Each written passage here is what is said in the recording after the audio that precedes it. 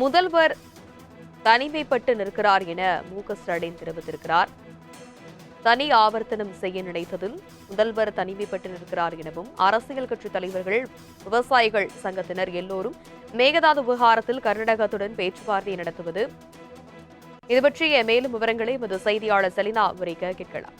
Selena, வணக்கம். திமுக தலைவர் மு.க.ஸ்டாலின் எடுத்திருக்கக்கூடிய அறிக்கை மூலமாக என்னென்ன விஷயங்கள் எல்லாம் குறிப்பிட்டிருக்கிறார்? தனி ஆவர்த்தனம் செய்ய நினைத்த முதலமைச்சர் தற்பொழுது தனிமைப்படுத்தப்பட்டு இருப்பதாக திமுக தலைவர் மு.க.ஸ்டாலின் தனது எக்ஸ் வலைதளத்தில் பதிவு செய்திருக்கிறார்.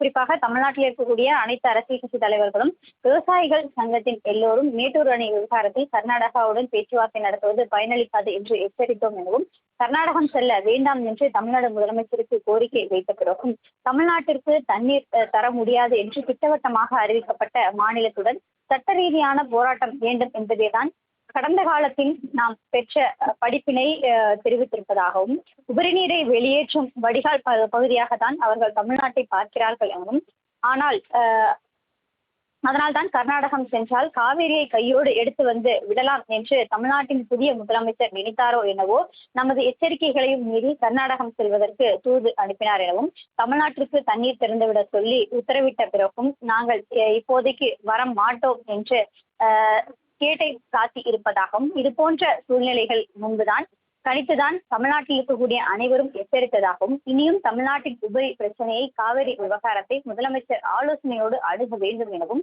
நமது முதலமைச்சரை வரவேண்டாம் என்று சொல்லிவிட்டு கர்நாடகாவில் ஆகஸ்ட் 2 அனைத்து கட்சி கூட்டத்திற்கு அந்த மாநில முதலமைச்சர் அழைப்பு விடுத்திருப்பது என்பது அவர்கள் அனைவரும் ஒற்றுமையாக இருப்பதை தனது செயலால் உணர்த்திவிட்டார் என்று குறிப்பிட்டிருக்கிறார்.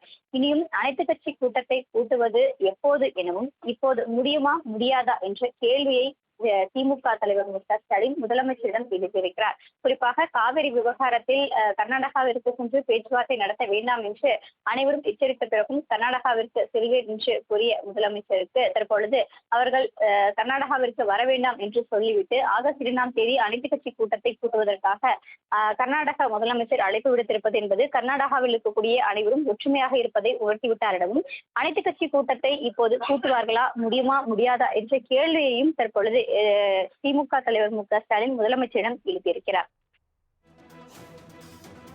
விவரங்களுக்கு நன்றி செலினா.